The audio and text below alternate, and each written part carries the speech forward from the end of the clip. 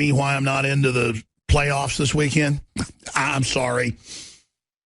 I'm so busy covering the incredible hardcore news that I haven't even gotten into the 9th planet that was discovered that they announced last week. And, of course, they discovered it a long time ago. They just got around to telling us. And there's a reason they didn't get around to telling us about it.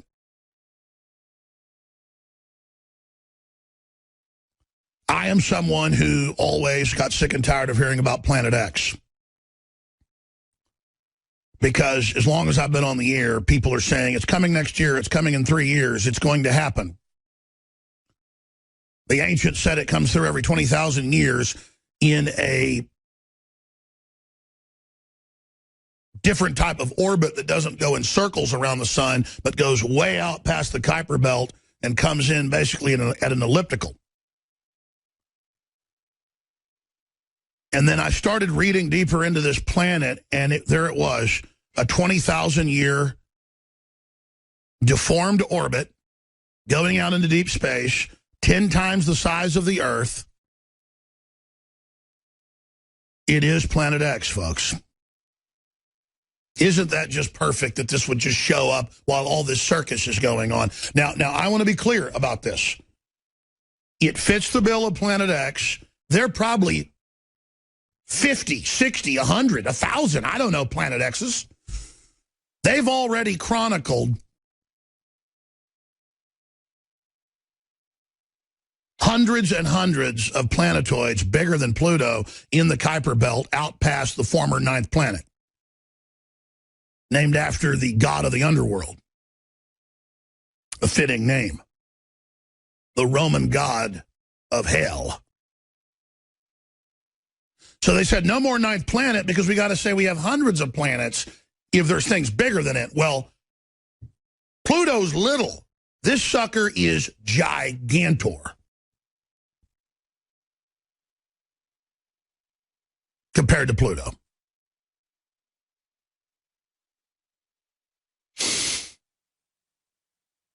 They're in the news today, meteorologists talking about how the moon being full during the blizzard is going to make it worse, and it does. It affects space winds, winds of space, the sun, and a lot more. Why the full moon could make this weekend's blizzard more destructive. Who knows what this planet is going to do coming closer in to the solar system? Because here's the deal. It's been way out there for however long, and now they've tracked its course and think it's every 20,000 years, right out of what the ancient Babylonians and the Mayans and all these other cultures said this big planet comes through and that there's earthquakes and volcanoes and all hell breaks loose, and it comes through every 20,000 years, and then now here it comes. Now, I don't know if this is the one, because there's so many of them out there. Who knows what's out there? We're too busy looking at Hillary Clinton and going, I'm voting for her because she's a woman. Who cares? What I'm getting at is we don't have time for racism and sexism and all this fighting and all this garbage and all this divide and conquer when we have genetic engineering going on, splicing and mutating every species on the planet like something out of H.G. Wells' The Island of Dr. Moreau, squared. Planet X, they've discovered it. 10 times bigger than Earth, the size of Neptune, a gas giant, with a 20,000-year orbit, exactly what a bunch of the ancients said. They said it when it comes back through, it causes massive catastrophes, volcanoes, you name it. By the way, Kit gave me a whole stack of articles about record volcanoes. I laid it somewhere, I think in there by the coffee pot. But I'm going to have to actually get to that halfway into the hour with Michael Schneider from the Economic Collapse blog and get his take on it. And here's the deal, folks. I don't want to say I'm eating my hat on this, but I've been very, very critical of the perennial books that have been coming out since the mid-'90s about Planet X is coming. It's a gas giant, 20,000-year elliptical orbit. There aren't a whole bunch of planets out there. They've proven there's hundreds of them that are out in the Kuiper Belt past Pluto. That's why they delisted it, as I said earlier. What I was getting at is constantly saying it's coming next year and constantly saying it's the end of the world and the movie 2012, and then I get blamed for it. They would, I mean, so many news articles going, Alex Jones was the one who said we didn't go to the moon, and that aliens run everything, and that the Himalayas are going to be, you know, at sea level. Hey, Alex, 2012 didn't kill everybody. And so it just gets old. But it does show how the ancients were certainly right about big planets that come through, and there are big disasters, and there are big asteroids that hit the Earth, and there are big Earth changes, and the elite shouldn't be the focus of everything. They're all busy. I saw another headline last week going, Alex Jones says the elite want off-world colonies to escape Earth. I was quoting top elitist on their way to Davos saying that was going to be up for discussion. It was mainstream news. So even when there's mainstream news that, you know, Thiel and all these other folks and you know, the Tesla owner and all the rest of it are saying we need a Mars colony for the elite, I cover what they say, and then they go, Alex is crazy and made this up. So see, that's how they operate. They think you're stupid. But I tell you, uncanny that the ancients said 20,000 years, bigger than the Earth, and all the rest of it, and here it is.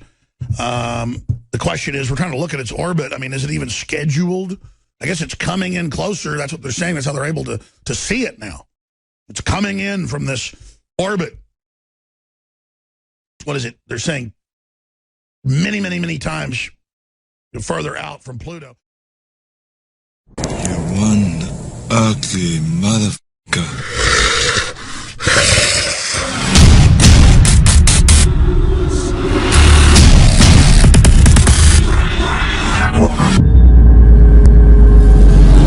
For all of recorded history, civilizations around the world praised the health benefits of silver. At InfoWars Life, our mission is to bring you the highest quality, purest, cleanest, effective colloidal silver on the market today for the lowest price available. You don't have to be a doctor to know. The fall and winter months are the most dangerous time of year in North America when it comes to you and your family's health. InfoWarsLife.com is very excited to announce our biggest run yet of Silver Bullet colloidal silver, exclusively available at InfoWarsLife.com. Now, InfoWarsLife.com has taken colloidal silver to the next level using a cutting-edge technique that is free of toxic artificial additives. Now more than ever, it's important to stock up on high-quality Silver Bullet from InfoWarsLife.com and to help others during Christmas by teaching them about the powerful benefits of silver. Secure your Silver Bullet today at InfoWarsLife.com or by calling toll-free 888-253-3139. I am going to talk about global warming revisited. The reason it's revisited, I got introduced to global warming here in Linda. And I was in a panel discussion in 2008. And it was a panel discussion about global warming. And I didn't really want to participate. But they said you really had to. And so I spent maybe half a day or a day or so looking at Google. And I was horrified by what I found. And so I got interested in global warming a little bit. And because I was on this panel discussion, I looked at Google, and I looked at Gaber and global warming, because I've been on one panel discussion. And I got roughly 40,000 results. If I look at my mind and look at my name and say Gaber and superconductivity, I got much fewer results. Global warming is really a hot topic. And what I said then, and which I still believe, is that global warming really has become a new religion, because you can't discuss it. It's not proper. If you say global, if you look at Linda here today, then all the people who are, notable people, they have said climate change in their talks. All of them have said it. I don't know whether they know what they mean, but they have said it anyway. Everybody talks about climate change. So the American Physical Society, which I was a member, said the evidence is incontrovertible that global warming exists. Now, think about that. This is a physical society. And they say you cannot discuss global warming because we believe it's happening. It's like the Catholic Church. There are lots of incontrovertible truth in the Catholic Church, I'm sure, and here there's an incontrovertible truth in a physical society. So the only answer to that is to resign. So, and that actually made quite a... And what they did, they made this curve popular. I know that's hard to read from the audience, but on the vertical scale is degrees in 0.1 degree. So roughly 1 degree is the whole vertical scale. And the horizontal scale is in years from 1860 to 2000. And you see, the global warming has increased, but the scale is like what dentists use when they advertise by toothpaste, because the scale is absolutely distorted. I mean, there's 1 degree there. And for what does this curve measure? Well, this curve measures what does the average temperature for the world for a whole year and for a whole Earth for 1 year. So there's the average temperature for the whole Earth for 1 year, and that measures in a fraction of a degree. So what does that mean? I think probably nothing. So let me talk about that again. From 1880 to 2015, the temperature has increased from 288 to 288.8 degree Kelvin, 0.3%. I think the temperature has been amazingly stable. If I take where I live in Albany, New York, there are roughly 80 degree K difference between summer and winter at some time. And so would you think that 0.8 degree average on the Earth makes any difference to the climate in Albany? Is that sensible to you? Oh, the wrong way. So here is then where the temperature is measured. And you see there's point on the graph, so if you can read that, north of 60 degrees is 167 measurements. Between 30 and 60 degrees is quite a lot of measurements. The United States is all covered with things and stuff. So if you go finally to the South Pole, there are 8 thermometers, according to NASA. That's all they have, including the South Pole. 8 thermometers. And so if you had 8 thermometers to measure the average temperature in Germany, where would you put those 8 thermometers? You know, 8 thermometers for a continent is nothing. And the fact is, as I deal with the South Pole, there has never been as cold on the South Pole as it is right now. There's more ice than there ever have been. And so, but people don't talk about that. They talk about the North Pole, where there's warmer climate at the present time. And the other thing which upset me is that what is the optimum temperature for the Earth? Is that the temperature we have right now? That would be a miracle. Maybe it's 2 degrees warmer. Maybe it's 2 degrees colder. But nobody has told me what the optimal temperature is for the whole Earth. This is a little bit like American foreign policy. The foreign policy wants things to be as they are because we have it good in the United States. And, but even the foreign policy can't control the climate.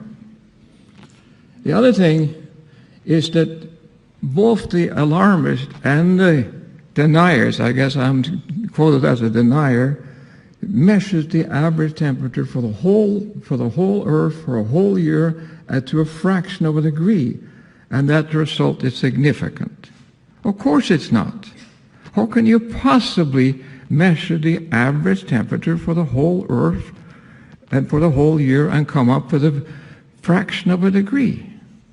So I have this slide here. I think the average temperature of the Earth is equal to the emperor's new clothes. Was a boy who said, you know, cried, "It's mine. The emperor has no clothes on." And I would cry out and say, you can't measure the temperature for the whole Earth at such accuracy. I was in Beijing I think it was in 74 or 75, and Beijing was a village. There were 3 or 4 cars there, and we had control of one of them. I was back in Berlin, in Beijing, like a few years ago, and you can't cross the streets for cars. And there's buildings which are like 30, 40 stories high everywhere. And so what had that done with the temperature for Beijing, you think? I mean, and if you think that when you measure temperature to 1900, the thermometer was standing sort of in the countryside, and now we go 1910, the more dense population density, and then the thermometers broke, you got new thermometers, and how can you think that I can measure this to a fraction of a degree? It's ridiculous.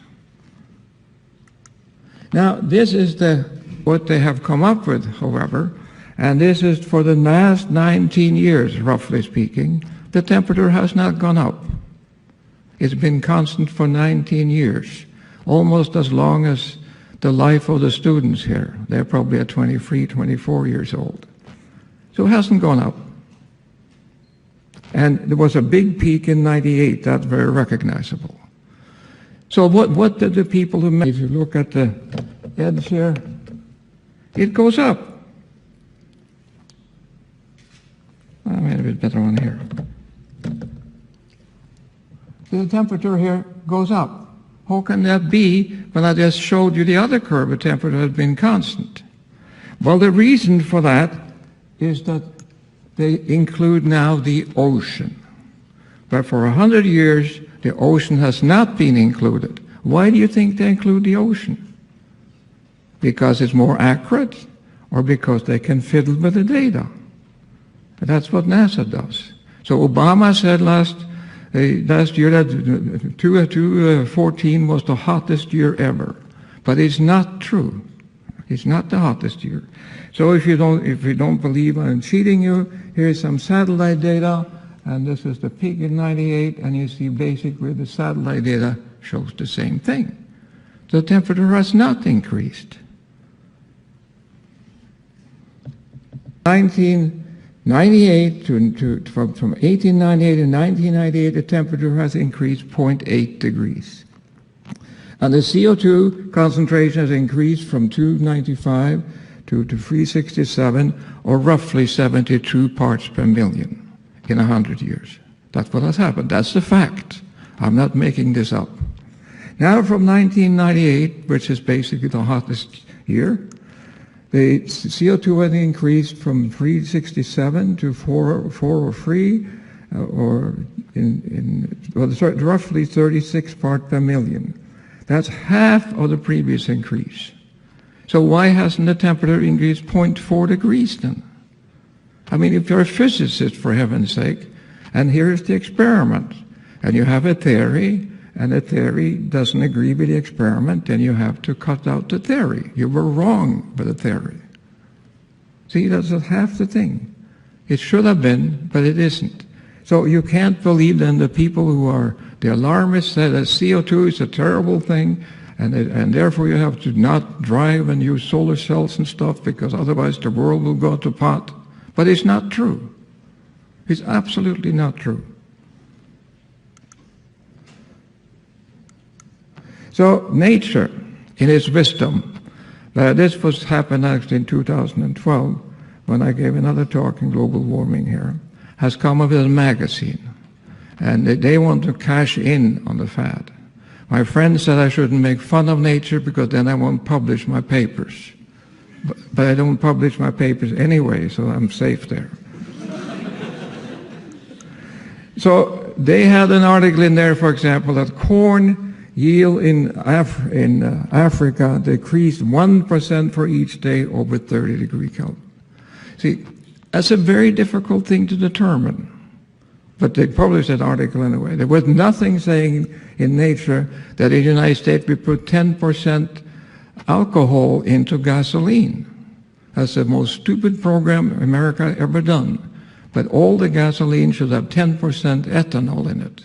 And that comes from corn as well, from corn grown in Iowa, I guess.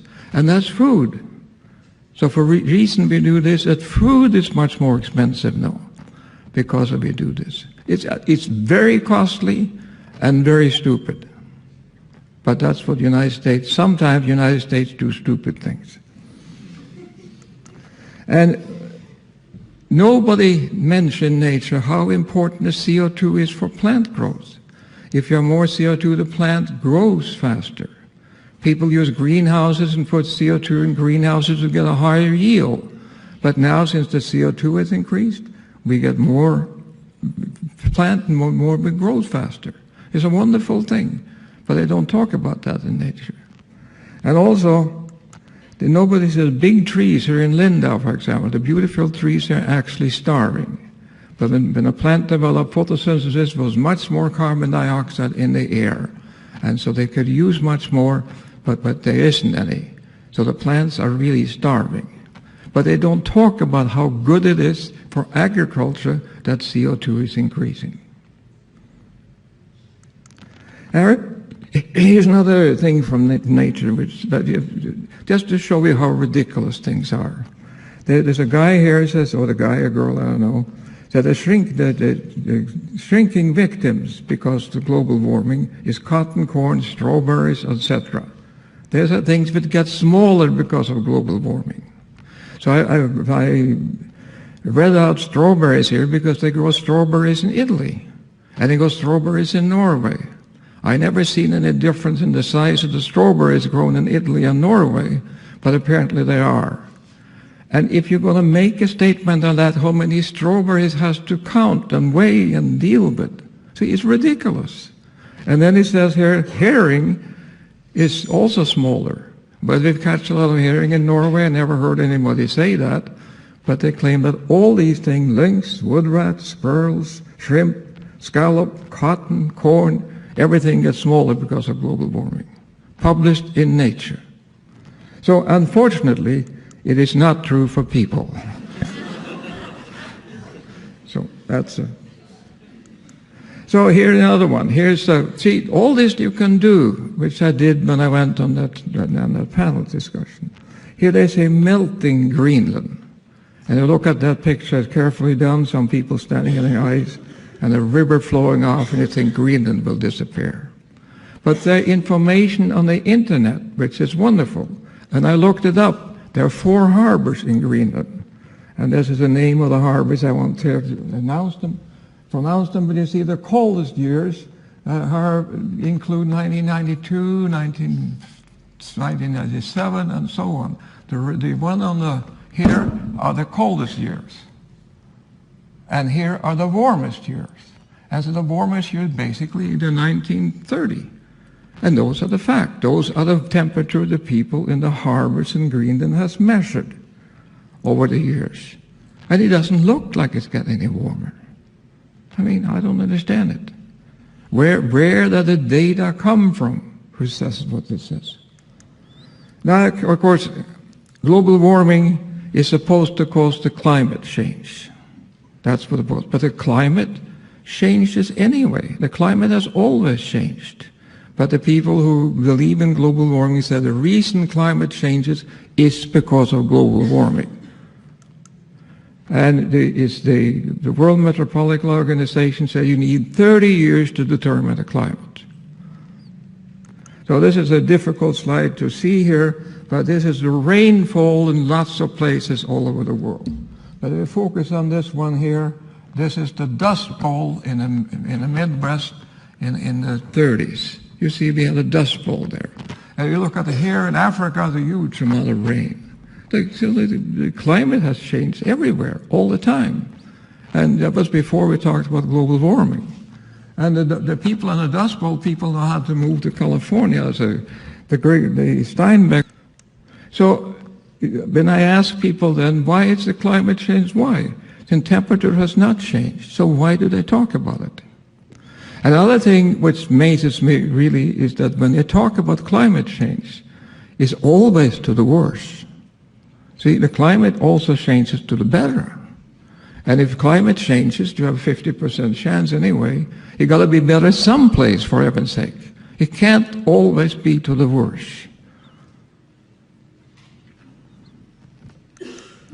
So then comes the clincher. If climate change doesn't work to scare people, we can scare people talking about extreme weather. That must work. So here is extreme weather. And the question is the ocean level rising? Well, here is a graph. It's hard to see where you sit again, but this scale is in thousands of years. And for the last 100 years, the ocean has risen 20 centimeters. But for the previous 100 years, it also rose to 20 centimeters. And for the last 300 years, ocean has risen 20 centimeters 100 years. And so there is no unusual rise in the sea level. And to be sure you understand that, I'll repeat it. There is no unusual sight in the sea level. And here is the hurricanes in the United States for 150 years. Hurricanes are supposed to be much worse now because of the weather has gotten 0.8 degrees warmer. I mean, on the average. But you see, there are no such thing. If anything, we've entered the period of low hurricanes. See, these are the facts. I don't make up these facts. And actually, when I gave this talk in Linda in 2012, the criticism I got, I'd never published anything in global warming. But you don't have to publish things. You don't have to even be a scientist to look at these figures. And you understand what it says. And the same thing is for the tornadoes in the United States. It looked like we're in a low period in the last few years. That's only 50 years of data or so. But see, what people say is not true. I talked to a journalist yesterday from D-Site, and he's supposed to be here. I don't know if he's here or not. And I asked how many articles he published, but this says that global warming is a good thing. And they probably don't publish that at all. It's always negative, always. So here is a picture to see how ridiculous things do. I hate to make fun of Norway because I'm Norwegian, but I think I can deserve this anyway. There's an oil platform laying about there. That is 200 miles from the coast of Norway. It's an oil platform. It's a very, very lucrative oil platform. And what they're going to do with that, they're going to electrify it. On the platform, of course, they have lots of natural gas, and they have gas turbines and stuff. There's no problem with power. But to save on the platform, to save for the carbon dioxide on the platform, they're going to electrify it from land. It costs billions of money, crowns anyway, a huge amount of money. But the government of Norway has decided that. Hopefully now, when the oil price has fallen by a factor of 2, maybe they reconsider. I hope that. Because what they're going to do, all the gas they save by not using gas generators, they're going to send to Europe. What are Europe going to do with the gas? Burn it, of course. So, I mean, there's no saving. I really worry about that. Because the conference was in Copenhagen, that almost became a disaster, but nothing got decided. But now I think the people who are alarmists have a very strong position. And so the physical society always have made up their mind, so I don't have to worry about them. And now let's look at what they say. The evidence is incorroborable. Global warming is occurring if no mitigation is taken, significant disruption of Earth's physical and the cloud system and so on. Everything is going to hell. But the facts are that in the last 100 years or so, we have measured the temperature. It has gone up 0.8 degrees, and everything in the world has gotten better. See? So how can they say it's going to get worse? When we have the evidence that if it's true that they can measure, at least they believe it, when the temperature has gone up 0.8 degree, everything, we live longer, we have better work, better health, better everything. But if we go another 0.8 degrees, we're going to die, I guess. So here is then what we should worry about. This is refugees trying to cross the Mediterranean. And so this is a boat, and these people are not fleeing from global warming, they're fleeing from poverty. If we want to help Africa, we should help them out of poverty, not, try to build solar cells and windmills. Here's another tragic picture. These are Syrian refugees. There are supposed to be 5 million of them. And I ask you, are you wasting money on the climate like solar cell and windmills rather than helping people? See, these people, when you spend, I look at Linda here, there are a lot of solar cells on the roof. These people have been misled. It costs money to do that. And so, and windmills cost money. So here is a very nice, I know I can't convince you by speaking here, but I can show you this book that's called The Rational Optimist by Matt Ridley. It's a wonderful book. Actually, his main point is that we have it so good today because we are the only ape with barters, with trades. Human, as an ape anyway, they trade. No other animals do that. That's why we have taken this, we have so much advanced from other animals. And he also talked about but we could change from animal power to steam engine and so on, and then we can go to coal, and then we can go to oil, and we get cheap energy. And cheap energy is what has made us so rich. And now suddenly people don't want it anymore. See, we should continue. And people say the oil companies are the big, bad people. I don't understand why they are worse than the windmill companies. General Electric made windmills. They don't tell you it's not economical because they make money on it. But nobody protests, but they protest to Exxon, who makes oil. I mean, they're very good companies, but their companies are efficient, and that's why we have it so nice today. So here is a statement by Obama. He gave a recent speech at the college in the United States, and he said, no challenge poses a greater threat to future generations than climate change. That's what he said. That's a ridiculous statement. See, the United States probably kills maybe a few hundred people a day. They probably have killed 1 million or several million people the last 10 years or so. We've been at war. And the biggest problem Obama faces is climate change. How can he say that? And I say this to Obama, excuse me, Mr. President, but you're wrong. See, he's dead wrong.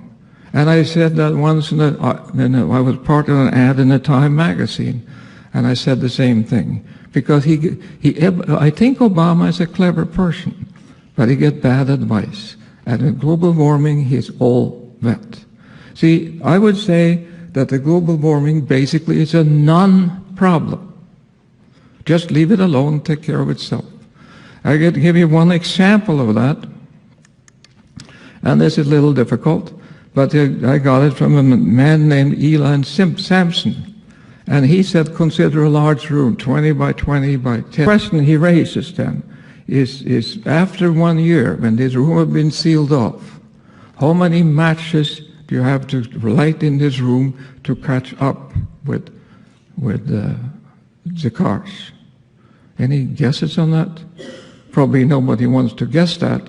But if you take this room and so many matches you have to light, if you light one single match, it brings the room up to 20 years of driving. 20 years. One match in a big room. It's the same number of carbon dioxide as all the cars in the world, which is 1 billion cars. Physicists are very good at this calculation. I was worried about when I got this letter from him, and I checked it. And on the internet, you can find how many cars there in the world. You can find what mass they drive, and you can find all sorts of things. So you see, it's just one of these things. And it's hard for me, it's really very hard for me to understand that almost every government in Europe, and except I think Polish government, are worried about global warming. It must be politics. So finally then, I think that what we really have to do, we have to learn to live with change. It's climate changes, climate has always changed. We can't control that, so there's nothing we can do. And here is a picture of me and my wife when we got married 60 years ago. And here you can see how we have changed. And we have to live with that. And also you see that what we changed, we have a color photo now. See, it wasn't color when we got married, so that's a change. And I will also say, so far we have left the world in a better shape than when we arrived, and this will continue, with one exception. We have to stop wasting huge, and I mean huge amount of money on global warming. We have to do that. But that may take us backwards. See, people think that things are sustainable, but they're not sustainable. So, anyway, that was all I'm going to say. So, thank you very much.